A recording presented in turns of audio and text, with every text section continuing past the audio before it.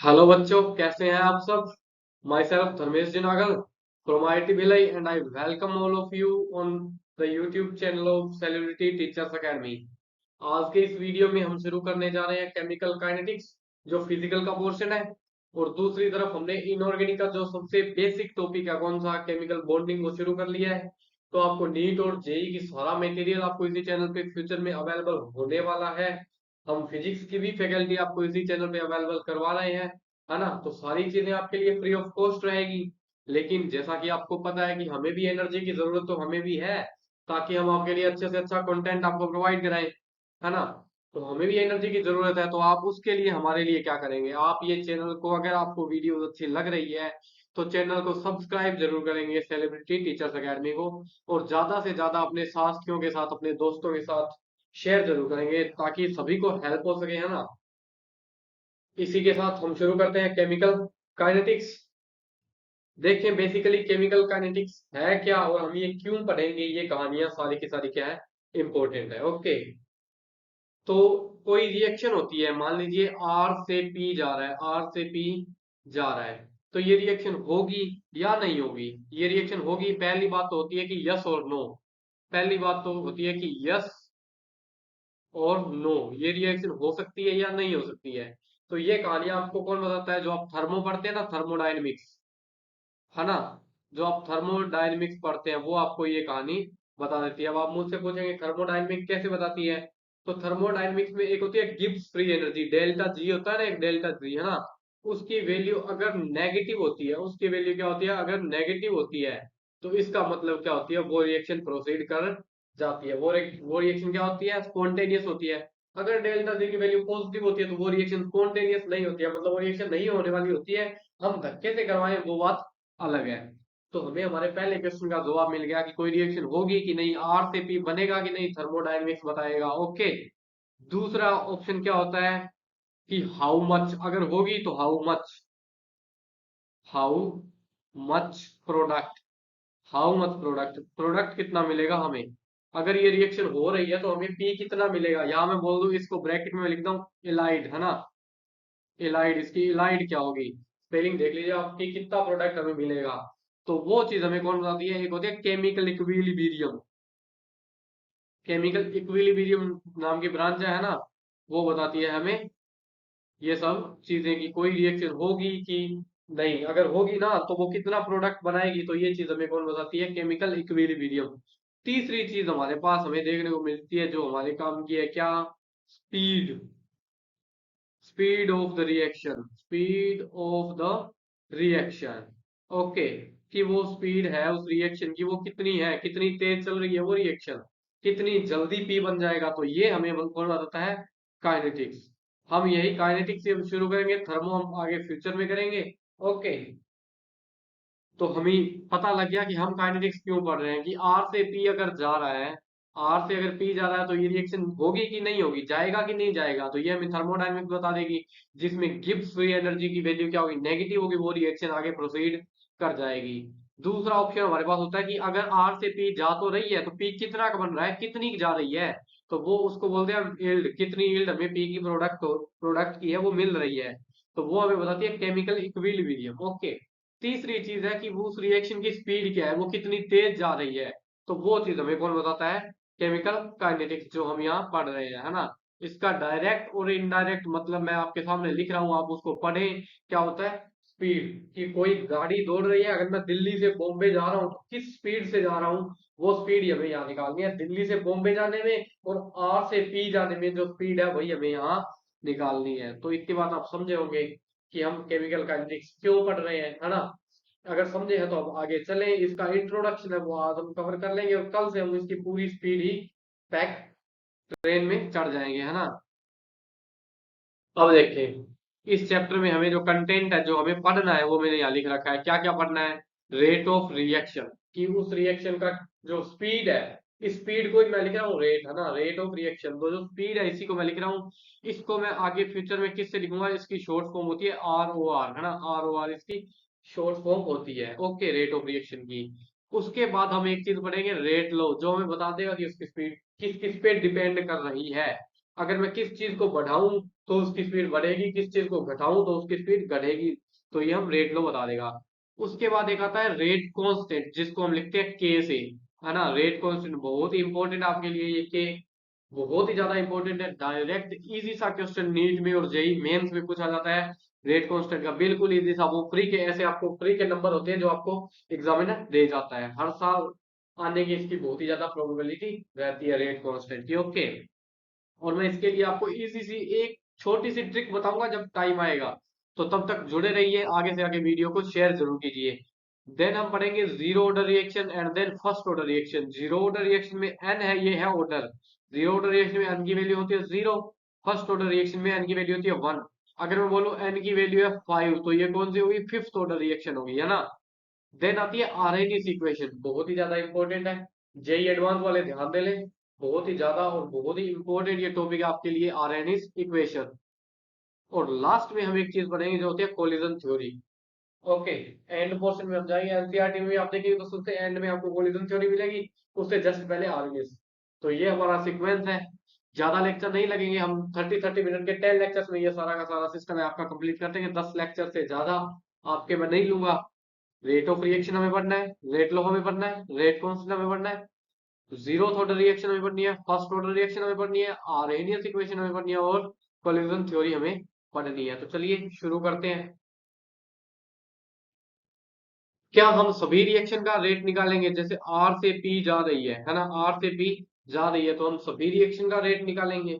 तो सभी का तो नहीं निकालेंगे। पहली, अगर रिएक्शन वेरी स्लो रिएक्शन है, वेरी स्लो रिएक्शन है, वेरी स्लो रिएक्शन है, जैसे कि हमें पता है कोयला होता है, वो आज नहीं तो कल, कल नहीं तो परसों कभी तो हीरा बनेगा। कार्बन का ही क्या है, कार्बन का ही अपर रूप है क्या, जो कोयला है वो भी कार्बन का है एलोट्रोप, और जो हीरा है, डायमंड है, वो भी कार्बन का एलोट्रोप है। तो इसका मतलब हीरा कभी ना कभी तो एलोट्रोप, वो ग्रेफाइट या डायमंड बनेगा। लेकिन हम तब तक वेट तो नहीं कर सकते हैं। तो जो वेरी स्लो रिएक्शन है उसकी हम रेट ऑफ रिएक्शन, उसकी स्पीड नहीं देखेंगे, है ना। या मैं कह दूं, अगर रस्टिंग ऑफ आयरन, आयरन पे जो रस्ट लगती है वो बहुत धीरे है, तो उनकी भी हम नहीं देखेंगे। तो ये हमारे कोई काम का नहीं है। दूसरा ऑप्शन आता है वेरी फास्ट रिएक्शन। दूसरा है very fast reaction, like ionic, ionic reaction, है ना। आयनिक रिएक्शन, आयनिक रिएक्शन जो है, जैसे कि अगर मैं कहूँ एजी, AgNO3, AgNO3 प्लस NaCl, इन दोनों को मैं रिएक्शन कराऊं ना, तो मुझे क्या मिलता है, NaNO3 प्लस AgCl। अब ये जो AgCl है ये पीपीटी बन जाती है, इसका प्रेसिपिटेशन हो जाता है, और जो बहुत ही ज्यादा क्या है, बहुत ही फास्ट रिएक्शन है। तो इसके लिए मैं जो ये है रेट ऑफ रिएक्शन है वो नहीं निकालूंगा। ज्यादा फास्ट है उनके लिए भी मैं नहीं निकालूंगा, और ज्यादा स्लो है उनके लिए भी मैं नहीं निकालूंगा। तीसरी आती है एवरेज या moderate rate equation. Moderate, moderate reactions, है ना, मॉडरेट रिएक्शंस, इन सब की हम रेट ऑफ रिएक्शन निकालेंगे। जैसे कि इन्वर्जन ऑफ केन शुगर, जो शुगर होती है उसका इन्वर्जन होता है डी से एल में, है ना। तो मैं लिख रहा हूं example, inversion of cane sugar. Future में जाके हम ये सारे करने वाले हैं। दूसरा एक और एग्जांपल लिखो तो hydrolysis of ester, hydrolysis of ester. अगर मैं एक आपके सामने इक्वेशन लिखने चलूं, N2 plus 3H2 goes for NH3, NH3, तो कमेंट सेक्शन में बताएंगे ये जो नीचे मैंने इक्वेशन लिखी है ना, इसका नाम क्या है। यहाँ पे एक फिक्स टेम्परेचर होता है और फिक्स प्रेशर होता है। तो अमोनिया बनाने की जो फेमस प्रोसेस है सबसे ज्यादा, वो कौन सी है, हैबर प्रोसेस। तो ये मैंने कौन सी लिखी है, हैबर प्रोसेस। तो ये जो नीचे मैंने लिखी है, जिनमें क्या है, मॉडरेट है, जो ना तो ज्यादा तेज है ना ही ज्यादा धीरे हैं, तो इनकी हम रेट ऑफ रिएक्शन फ्यूचर में जब भी निकालेंगे, निकालते रहेंगे। ओके, हमेशा इनकी रेट ऑफ रिएक्शन हम निकालेंगे। केन शुगर की भी निकालेंगे, एस्टर के हाइड्रोलाइसिस की भी निकालेंगे, और जो हेबर प्रोसेस है उसकी भी हम रेट ऑफ रिएक्शन निकालेंगे। अब चलिए आगे थोड़ी और बात करते हैं, हम बात करते हैं स्पीड की। इनडायरेक्टली और डायरेक्टली केमिकल काइनेटिक्स है क्या, रेट ऑफ रिएक्शन है क्या, स्पीड ही तो है, मैंने बताया। और स्पीड का फॉर्मूला क्या होता है, डिस्टेंस अपॉन टाइम होता है ना। डिस्टेंस डिस्टेंस अपॉन टाइम होता है ना। डिस्टेंस अपॉन टाइम, यही तो फॉर्मूला होता है स्पीड का, 60 kilometre per hour, 100 kilometre per hour. अब मैं दूसरा लिख रहा हूँ rate of reaction. Rate of reaction को मैंने कहा मैं आर ओ आर से लिखूंगा, तो इसमें भी डिस्टेंस अपॉन टाइम ही तो होगा, है ना। तो मैं गलत तो नहीं लिख रहा, देखो डिस्टेंस अपॉन टाइम तो होगा, ठीक है। Distance upon time. अब हमारे मन में एक बात आ रही है कि आर एंड पी, अगर मैं इस जगह रिएक्शन कर रहा हूँ, देखो यहाँ रिएक्शन कर रहा हूँ, तो वो चल के थोड़ी देर में यहाँ तो आ नहीं जाएगी, तो डिस्टेंस वाला तो फंडा ही खत्म। हम रेट ऑफ रिएक्शन में डिस्टेंस नहीं लगा सकते हैं, क्योंकि हमारा बीकर चल के आगे तो दिल्ली तो जाएगा नहीं, यहाँ से बॉम्बे से दिल्ली तो जाएगा नहीं, गाड़ी तो जा सकती है। टाइम फिक्स है, बस कंसंट्रेशन को, डिस्टेंस को हम चेंज कर देते हैं किससे, कंसंट्रेशन से। डिस्टेंस को हम कंसंट्रेशन से चेंज कर देते हैं। ये है हमारा rate of reaction, concentration upon time. आप इसको गले उतार देंगे। अगर मैं बोलूं कि रेट ऑफ रिएक्शन किसकी है, अगर गैस की है, कोई गैस है, तो गैस में कंसंट्रेशन होती नहीं है, गैस में होती है प्रेशर। गैस में होती है प्रेशर, इसको मैं लिख दूंगा प्रेशर अपॉन टाइम। इसको मैं लिख दूंगा क्या, प्रेशर अपॉन टाइम। ओके, तो इतनी बात हम समझे कि रेट ऑफ रिएक्शन है वो कंसंट्रेशन अपॉन टाइम है मेनली। कभी कभी हम प्रेशर लिख देंगे किसकी फॉर्म में, अगर वो दिया हो गैस। अब इसकी मैं यूनिट लिखने जा रहा हूँ, इसकी मैं लिखने जा रहा हूँ यूनिट्स। कंसंट्रेशन की यूनिट क्या होती है, मोल पर लीटर। मोल पर लीटर ये कंसंट्रेशन की यूनिट होती है, और टाइम की क्या होती है, सेकंड। इसका मतलब जो है हमारा रेट ऑफ रिएक्शन, इसकी यूनिट क्या आ जाएगी, इसकी यूनिट आ जाएगी mole litre inverse second inverse. और यहां मैं लिखूं तो यहाँ क्या आ जाएगा, पास्कल सेकंड इनवर्स। क्या ये कहानी आपको समझ आई, दोनों की दोनों यूनिट आपके सामने इजी थी, है ना। रेट ऑफ रिएक्शन ये मोल पर लीटर पर सेकंड, अगर गैस है तो पास्कल पर सेकंड हम इसको लिख देंगे। इतनी कहानियां इजी सी थी, आपने सीखी। अब जो एग्जाम के पॉइंट ऑफ व्यू से इंपॉर्टेंट होती है वो मैं बता रहा हूँ कि रेट ऑफ रिएक्शन लिखते कैसे हैं। ओके, रेट ऑफ रिएक्शन लिखते कैसे हैं। अगर कोई रिएक्शन जा रही है ए से टू बी, ए से 3 a से 2b, ओके, 3 a से 2b, तो इसका मतलब जो रेट ऑफ रिएक्शन होगा, रेट ऑफ रिएक्शन होगा वो क्या होगा, कंसंट्रेशन में चेंज, मतलब delta concentration of A upon delta concentration of delta time, delta A upon delta T होगा। ओके, अब दूसरा इसका रेट ऑफ रिएक्शन बी के हिसाब से लिखूं, तो rate of reaction delta B upon delta T होगा, delta B upon delta T होगा, है ना। ए के रिस्पेक्ट में लिखूं तो ए अपॉन बी हो, ए अपॉन टी होगा, और बी के रिस्पेक्ट में लिखूं तो बी अपॉन टी होगा। अब चीज बताइए कि मैं एक मोटरसाइकिल में सवारी कर रहा हूँ, तो उसके टायर के अकॉर्डिंग रेट निकाल लूं, चाहे उसके इंजन के अकॉर्डिंग रेट निकाल लूं, चाहे उसके पेट्रोल के अकॉर्डिंग रेट निकाल लूं, तो सारी स्पीड होगी तो एक ही बाइक की। तो ओवरऑल मैं ये कह सकता हूँ क्या कि ये दोनों स्पीड है, ए अपॉन बी होगा ना, जो ए अपॉन बी, ये वाला किसके इक्वल होगा, ये वाला डेल्टा बी अपॉन ए के भी इक्वल होगा, है ना, delta B upon delta T के इक्वल होगा। ओके, ये दोनों आपस में क्या होंगे, बराबर होंगे। उससे पहले आपको मैं एक चीज और बता देना चाहता हूँ, उससे पहले मैं आपको एक चीज और बता देना चाहता हूँ। अभी तक मैंने कहा ए के रिस्पेक्ट में ये लिखेंगे और बी के रिस्पेक्ट में ये लिखेंगे, ओके। अब मैं बनाता हूँ ग्राफ। आपको पता है ये है ए की कंसंट्रेशन, ओके, और ये क्या है, टाइम। मुझे पता है कि रिएक्टेंट धीरे धीरे टाइम के साथ क्या होता जाता है, कम होता जाता है नहीं होता जाता है। धीरे धीरे रिएक्टेंट कम होएगा तभी तो प्रोडक्ट बढ़ता जाएगा। अगर मैं लिखूं प्रोडक्ट का ग्राफ बना लूं, अगर मैं लिखूं ये टी के साथ बना लूं किसका, बी की कंसंट्रेशन का, बी की कंसंट्रेशन का, तो बी की कंसंट्रेशन शुरू में जीरो थी और बाद में क्या होती जाती है, बढ़ती जाती है। इसका मतलब concentration of A with respect to T always decrease होगी। रिएक्टेंट हमेशा ही कम होता है और प्रोडक्ट हमेशा ही बढ़ता है। ओके, इतनी बात अगर आपको समझ आई, तो मैंने कहा रिएक्टेंट हमेशा ही कम होता है, रिएक्टेंट क्या है ए, तो ये हमेशा ही कम होता है, तो इसके आगे साइन किसका लग जाएगा, माइनस का, इसके आगे साइन लग जाएगा माइनस का। ओके, हाँ, तो रिएक्टेंट की कंसंट्रेशन के आगे आप साइन लगाएंगे हमेशा ही माइनस का। और इसी टाइप से बी की कंसंट्रेशन जो क्या है, प्रोडक्ट, प्रोडक्ट की कंसंट्रेशन हमेशा ही बढ़ती है, तो प्रोडक्ट की कंसंट्रेशन के आगे आप साइन लगाएंगे इसका, प्लस का। इतनी बात आपको समझ आ गई है कि रिएक्टेंट की कंसंट्रेशन के अकॉर्डिंग हम जब भी लिखेंगे तो आगे माइनस का निशान लगाना हम कभी नहीं भूलेंगे। और अगर प्रोडक्ट की कंसंट्रेशन के अकॉर्डिंग मैं रेट ऑफ रिएक्शन लिख रहा हूँ तो उसके आगे प्लस का साइन लगाना मैं कभी नहीं भूलूंगा। ओके, अब बात आती है कि सर ये जो 3 है और ये जो 2 है इनका क्या करें। इनका क्या करें, ये जो रेट ऑफ रिएक्शन लिखी है देखें, delta A upon delta T, ये सिर्फ एक ए के अकॉर्डिंग लिखी है, एक रेट ऑफ रिएक्शन है। अगर फिर 3 ए है, 3 ए है तो ये रेट ऑफ रिएक्शन भी तो 3 गुनी हो जाएगी, 3x हो जाएगी। अगर ए 3x है तो रेट ऑफ रिएक्शन भी तो 3x हो जाएंगे। इसी अकॉर्डिंग अगर बी, एक बी के अकॉर्डिंग मैंने ये रेट लिख दी, एक सिंगल बी के अकॉर्डिंग रेट ऑफ रिएक्शन लिख दी, लेकिन बी क्या है, 2 है, बी 2 है तो रेट ऑफ रिएक्शन भी डबल होगी ना, रेट ऑफ रिएक्शन भी तो डबल होगी, तो यहाँ मैं 2 लगा दूं, किसी को तो कोई दिक्कत है ही नहीं। इतनी कहानी अगर आपको समझ आ गई है तो इस 2 को मैं उठा के हमेशा ही क्या लिखूंगा, क्योंकि आपको ये पेपर में हमेशा ही यहाँ इसके डिवाइड में लिखा मिलेगा और ये भी 3 इसके डिवाइड में लिखा पड़ेगा, इसलिए मैं इसको यहाँ लिख रहा हूँ। ओके, इसका मतलब ओवरऑल जो इस तरफ लिखे हैं रिएक्टेंट साइड में उनके आगे निशान लगेगा माइनस, और जो आगे ये जो 3 वगैरह है, 3 है, n है, x है, y है, वो सारे के सारे ही नीचे आ जाएंगे।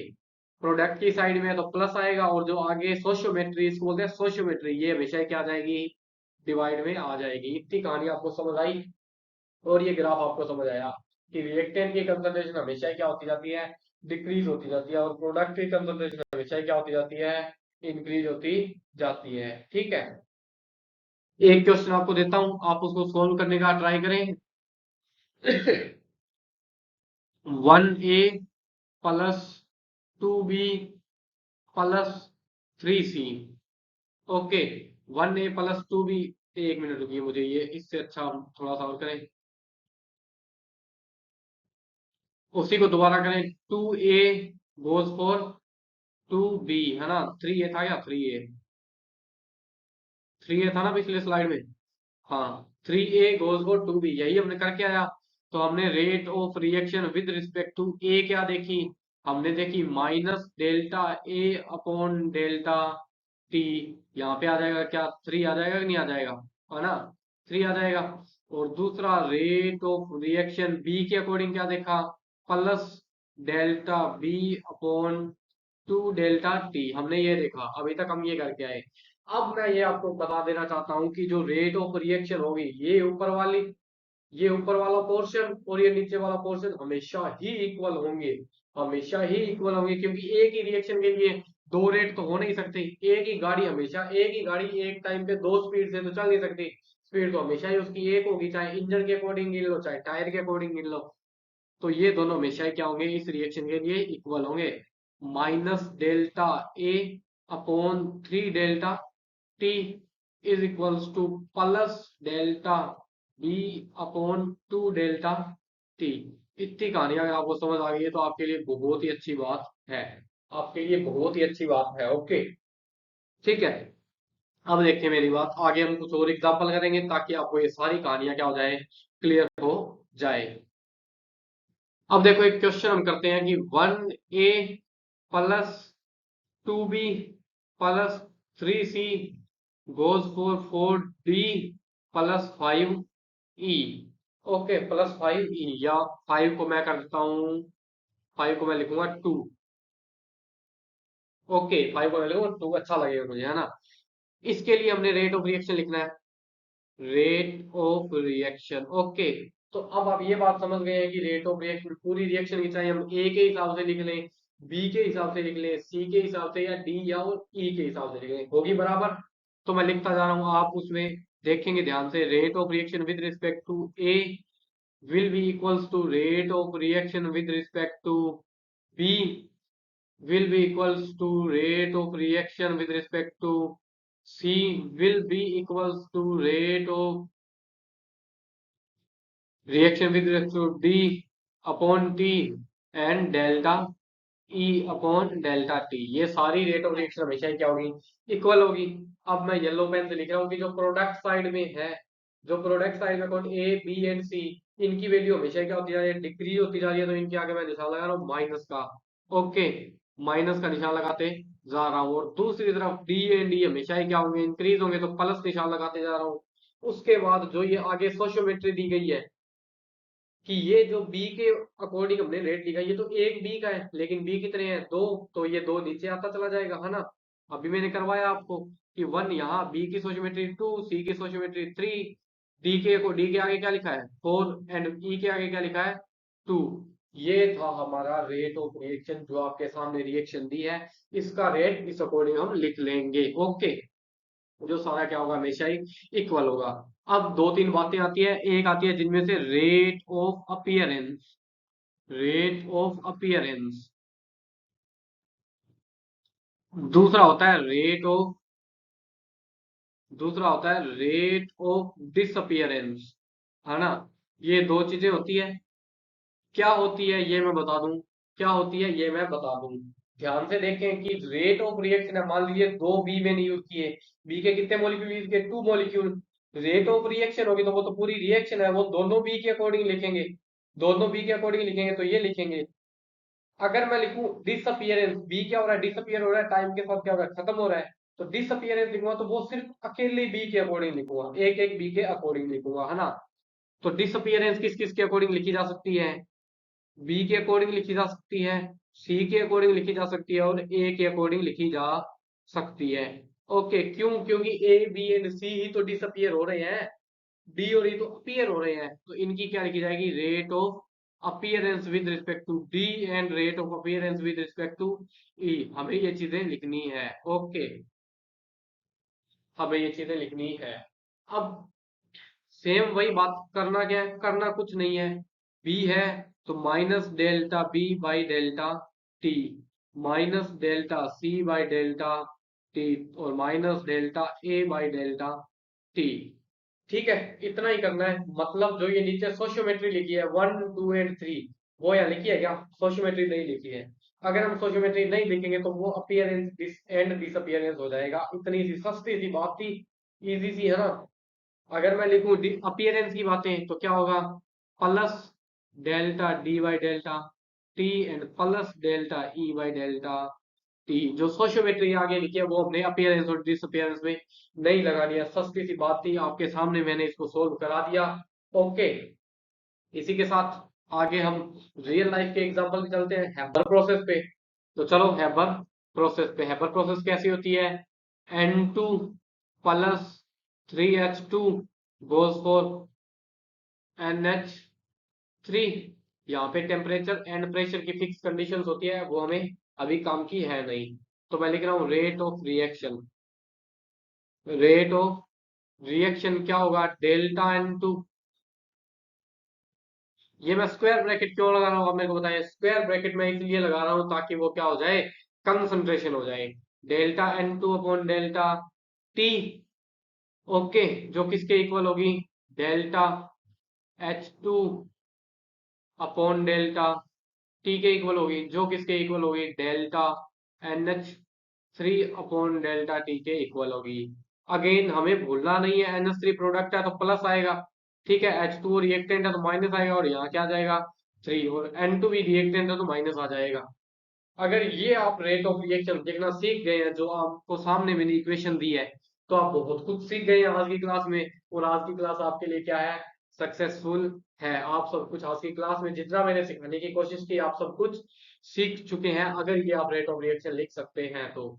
अब आप मेरे को बता दें rate of appearance, ROA, rate of appearance किसके अकॉर्डिंग लिखेंगे, NH3 के अकॉर्डिंग लिखेंगे, और वो क्या लिखा जाएगा, delta NH3 upon delta T, ये क्या हो जाएगा, प्लस में हो जाएगा। अब मैं लिखूं rate of disappearance with respect to N2, तो क्या होगा, minus delta N2 upon delta T. Again rate of disappearance with respect to H2 क्या आ जाएगा, minus delta H2 upon delta T. और जो सोशियोमेट्री है वो हम यूज नहीं करेंगे, इतनी बात आप समझ गए कि सोशियोमेट्री हम यूज नहीं करने वाले हैं। ठीक है, अब एक चीज आपको मैं और बता दूं छोटी सी, कि जो हमने ये डेल्टा लगाया, ये तो लगाया था एवरेज के लिए, ये तो लगाया था एवरेज के लिए। ओके, मैं यहाँ बताता हूँ आपको, है ना, कि सॉरी,